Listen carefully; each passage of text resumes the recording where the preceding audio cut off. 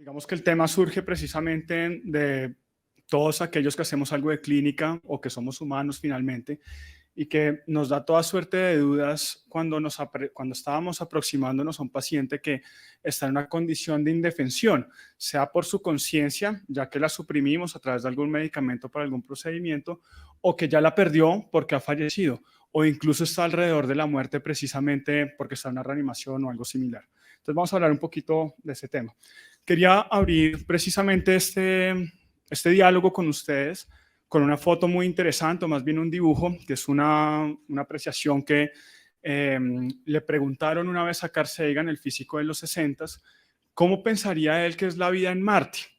Y eso fue en 1967, justamente 2 años después de que la primera sonda pasara a través de Marte y enviara unas fotos más bien pixeladas y muy regulares sobre la superficie de Marte. Solamente el 1% de la exploración de la superficie de Marte, y ya con eso muchos científicos estaban diciendo y dando especulaciones de que la vida en Marte era muy poco probable. A pesar de ello, 2 años después, Carl Sagan hace un poco como esa representación basada obviamente como exobiólogo de cómo podría ser la vida en un planeta como este, basado en la gravedad, en las condiciones atmosféricas, y genera, pues digamos, como esta fotografía que le atañe mucho. No quiero con esto vender la idea de la vida extraterrestre, sino que mantengamos la mente abierta a toda suerte de discusiones. No son los mismos los paradigmas que tenemos hoy en el siglo XXI a los que se tenían en el siglo XV, por ejemplo, donde probablemente todas las dinámicas que hacemos de medicina, de explorar a un paciente, de las intervenciones terapéuticas, probablemente sean un poquito distantes de la ética de la época. Entonces les invito como un poco a abrir la mente, que sé que todos la tienen abierta, si no, no estaríamos acá hablando de bioética y de los sofismas que hay sobre la misma y sobre las conductas actuales. Entonces, quería abrir un poquito también con esta frase, y es que es muy interesante que podamos encontrarnos físicamente, y esas son las interacciones físicas que vamos a tener justamente con nuestros pacientes.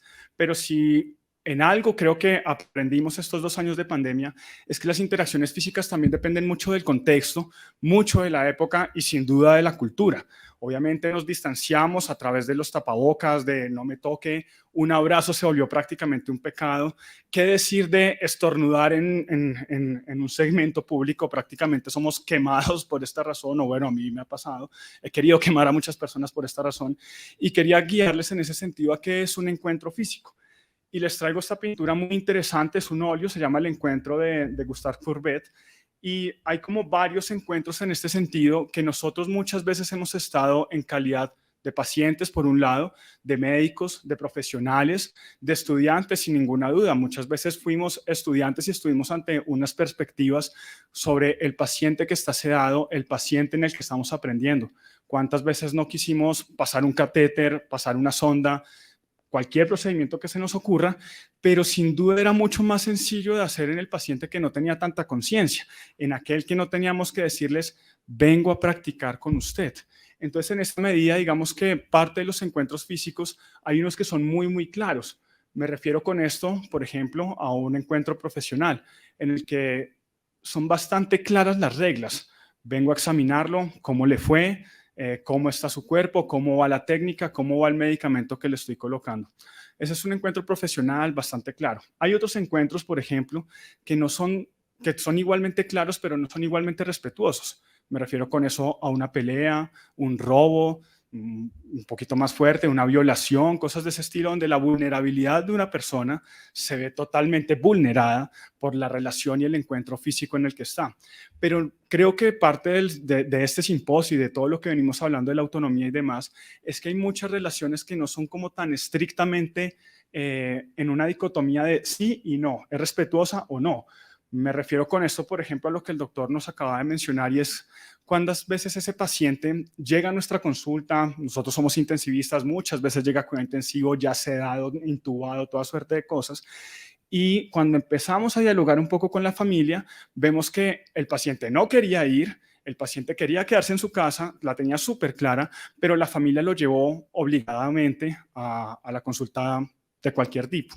Y en estos casos las relaciones interpersonales que en teoría son bastante claras, se hacen un poco más inexactas. Y a eso los quiero llevar precisamente con respecto a los casos que les voy a mostrar.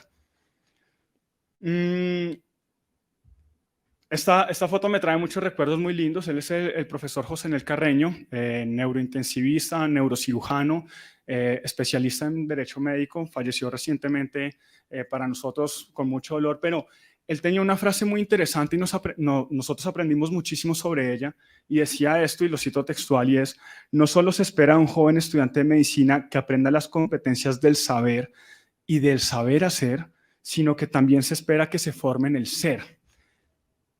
Yo creo que un poco como con todas estas avances, digámoslo así, tecnológicos, en el cual las relaciones médico-paciente, la posibilidad de aprender en un paciente vivo, en vivo y en directo, se hacen un poquito cada vez más distantes. Me refiero con esto, por supuesto, a todos esos modelos supremamente tridimensionales, especializados, de realidad hiper recontra virtual y etcétera, y que parecieran a priori ser una de las tantas herramientas que pueden haber para solucionar esas dicotomías del lenguaje y de las actitudes médicas frente a estar aprendiendo y al paciente que está en una situación de indefensión. Y creo que es muy difícil en este momento, con todas esas tecnologías que les menciono, la sensación del consentimiento informado y demás, decir que podemos, digamos, ser buenos en el saber, pero ¿cómo llegamos a ese saber hacer? Si ya tenemos varias relaciones interpersonales, como les acabo de mencionar, que no siempre son tan claras. Entonces, hay como dos situaciones que planteamos en el libro. No les voy a hacer precisamente un resumen del libro, era justamente un abrebocas al mismo, pero ¿qué pasa en los pacientes que están sedados e inconscientes? Y acá vemos una pintura también muy interesante, se llama The Gross Clinic, de Thomas Higgins, y me gustaría que la analizáramos grosso modo a través de varias posiciones que hay en las relaciones de un paciente que está sedado e inconsciente. Acá pareciera grosso modo que están algunos disectores en una cirugía ortopédica. Miren que de arriba hacia abajo podemos ver algo que pareciera un teatro médico, ¿no? Algo que pareciera como muy típico de la época del siglo XVI, bueno, en este caso el siglo XIX, pero que lo hemos visto repetitivamente en el arte médico y demás. Y miren que allá arriba está todo ese público, todo ese teatro que parece más bien un cine médico de la época. Y vemos más abajo al doctor Thomas Higgins tomando probablemente apuntes o haciendo dibujos sobre ese paciente al que se le está practicando una cirugía ortopédica probablemente. Vemos ahí como varios disectores adicionalmente que, si bien al fondo está el anestesiólogo, están los disectores, hay un personaje adicional que parece ser el maestro de todos ellos, que interviene más bien como un guía intelectual de ellos, diciéndoles por dónde, etcétera. Si tiene algo de sangre en su mano, pero evidentemente no está tomando el mismo papel de todos ellos. Y hay una situación interesantísima que es la persona que se ve a la izquierda de ustedes, y es quién sabe si será la mamá, la esposa, la hija, qué sé yo, algo pareciera ser en relación al paciente, y está totalmente horrorizada, escandalizada, no puede ni siquiera ver qué es lo que le están realizando a ese ser querido. Y me pregunto en ese instante si Thomas Higgins, los demás que están allá arriba, los profesores mismos, el paciente a quien ni siquiera se le ve la cara, firmaron siquiera un consentimiento informado sobre toda esta dinámica en la que se dibuja su cuerpo desnudo, está totalmente expuesto, ¿no? Y a pesar de que esto es el siglo XIX, creo que tenemos muchas situaciones, y lo hablábamos ahorita en el almuerzo, y es cuántas veces no hemos tenido la misma situación nosotros en la sala de cirugía, con el paciente totalmente vulnerable, desnudo, y que no sabemos, o bueno, al menos yo tuve esas experiencias en las cuales: chino, cierre la laparotomía, chino, hágale la, ¿sí? Entonces, ¿cuántas veces en esas ocasiones habremos sido partícipes de algo muy similar? Y no sé si muchas de esas laparotomías, quién sabe si quedaron bien cerradas, todos esos espacios no cubiertos, el paciente supo de manera inicial que el estudiante, el aprendiz, iba a intervenir sobre su cuerpo. Entonces me genera como algunas dudas que les quería mostrar, y es: ¿qué es aprender y hasta dónde podríamos llegar hoy en día para aprender? Obviamente no voy a dar ninguna respuesta a ellas porque es para cada uno de nosotros. Actualmente, ¿cuál es ese papel del consentimiento informado en los escenarios clínicos como ginecobstetricia, urología, gastro, cuidado intensivo? Creo que es una pregunta muy, muy válida. Y si son estos procedimientos de aprendizaje implícitos directamente al ingresar a un hospital universitario donde entre nosotros damos por supuesto que hay estudiantes en el hospital, pero ¿cuántos de esos pacientes no tienen como tanta claridad de hasta dónde llega ese estudiante en el proceso de atención que yo tengo de manera personal? Y esto me parece muy interesante y fue como algo de lo que estuvimos encontrando en la literatura con la doctora Bacaro, y es si informásemos acerca de estas prácticas a los pacientes, ¿las aprobarían? Lo que encontramos, ya lo verán también y lo encontrarán en el texto, pero es que quizás sí, solamente es un asunto de una comunicación adecuada y de fomentar esos encuentros físicos un poco más sanos. ¿Y qué pasa con el paciente que ha fallecido o está perimortem? Esa inconsciencia y encontrar el valor de un cuerpo, ¿no? De alguien que en teoría, o al menos los que consideramos un poco lo que es la vida, está contenida en nuestra mente. Eso es lo que nos da nuestro constructo tanto de realidad y de los estímulos como de lo que nosotros podemos ofrecer. Y un paciente que ya no tiene esto, que ya ha sido declarado quizás muerto, ¿y cómo practicamos un poco en ese paciente? Y les traía este último óleo muy interesante, se llama El huésped no invitado, de Adolf von Bessel, y también es del siglo XIX, y acá se ve la parca o la muerte, muy elegante, con sombrero de copa, gabán, pero lo que vemos es que a la habitación a la que pretendía visitar es prácticamente echada a patadas, a botellazos incluso. Entonces, digamos que en ese sentido, creo que las preguntas que nos podríamos hacer con respecto al paciente que haya fallecido es realmente hasta dónde llega nuestro constructo de la vida. Inclusive la doctora me imagino que lo estuvo dialogando un poco en la mañana y demás, es esos pacientes que todavía no tienen conciencia, que todavía no tienen la capacidad de decidir, o incluso después que la han perdido, nuestra función como médicos, ¿cuál es? Y uno creería que también es un asunto dicotómico de sí y no, pero les invito como una apreciación interesante, y es que es primero el huevo o la gallina. Y si se me permite hacer la analogía en ese sentido, es ¿qué es primero, la autonomía o el consentimiento informado? A priori podríamos pensar, o yo lo creo así, que es la autonomía. Sin embargo, si esto fuera supremamente claro, pues no tendríamos ni simposios de este tipo, ni estaríamos hablando de bioética. De hecho, les genero estas preguntas porque no sabemos qué prima por encima de qué. ¿A qué voy con eso? ¿Qué es más importante en términos de la autonomía? ¿La voluntad del paciente, la expresó en vida, o la autonomía de la familia que está decidiendo sobre el que acaba de fallecer? Si esa pregunta fuera ya una respuesta bastante clara, pues no tendríamos dicotomías, por ejemplo, en la familia quiere absolutamente todo o que se le dé esto y de pronto el paciente no quería tanto. O, por ejemplo, son más importantes los intereses personales, éticos, académicos incluso. Uno pensaría a priori también que la autonomía del paciente está por encima de nuestros intereses académicos.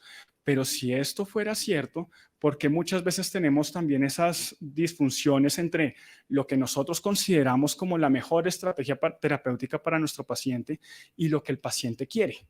Y aún así, a pesar de que nosotros con todo ese cariño, con todo ese profesionalismo del que se espera de nosotros, queremos ofrecerle lo mejor porque vemos posibilidades tanto en el sanarse como en el buen morir, pero no así es lo mismo que la familia considera que es un buen morir o un buen tratamiento.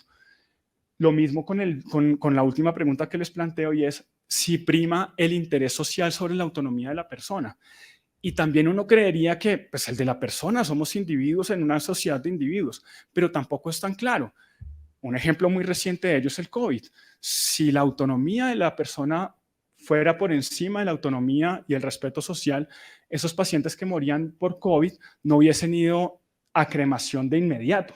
Se hubiese dado la prioridad a la autonomía y a las percepciones de la familia con respecto a qué tipo de ceremonia hubiesen querido, por ejemplo, y no les dimos esa oportunidad. De hecho, si me permite, doctor Boris, contar precisamente ese pequeño detalle, y es que no le dejaron ver a su familiar cuando fallece, sino solamente una ceremonia muy rápida. Quiere decir en esa medida que las ceremonias y ese tipo de situaciones no son tan sencillas a veces en un perfil de variopintas en el que creemos que todo está supremamente definido y claro. Para finalizar, y creo que más que conclusiones las puse porque pues, es el orden lógico de una presentación, pero creo que no hay unas conclusiones que yo les pueda dar, sino todo ese planteamiento de preguntas que les damos no solamente a través de esas exposiciones, sino también a través del texto, y es que cada uno se pueda generar toda suerte de preguntas en el momento en el que cada quien tiene a ese paciente o esa situación frente a usted. Entonces, pues las voy a mencionar, pero pues la invitación es a que cada uno tenga ese ejercicio de autocrítica, de reflexión, de dinámicas, de no generarse un propio paradigma y creer que la verdad absoluta está dada, sino todo lo contrario. Entonces, para leerlas brevemente, es que aunque las definiciones de vida, la relación médico-paciente, los procedimientos médicos incluso, pueden variar con el tiempo y la evolución misma del humano. Nuestro objetivo principal, creo yo, o dialogamos con la doctora, es respetar justamente esas interrogantes que tiene nuestro paciente en vida e incluso póstumo a ella. Lo segundo es que, ¿qué mensaje podríamos enviar al realizar procedimientos, por supuesto, en favor del conocimiento, de la academia, del paciente, a aquellos que pueden aprender de nosotros en determinado momento? Con ese otros me refiero, por supuesto, a todos los que nos están viendo, nuestros estudiantes, nuestros compañeros de trabajo, etcétera. ¿Cuáles son los peligros finalmente de pretender que bajo algunos contextos la autonomía del paciente puede ser más o menos violentada basado en algunos constructos sociales o, por el contrario, respetada a ultranza sobre cualquier otro tipo de autonomía? Y lo último es que probablemente estas preguntas tengan unas implicaciones importantes a nivel clínico y académico en términos de la apreciación del consentimiento informado, no solamente en su firma, sino que realmente sea un consentimiento informado y realmente sea una información clara y veraz para nuestros pacientes. Creo que esto era todo. Mil gracias.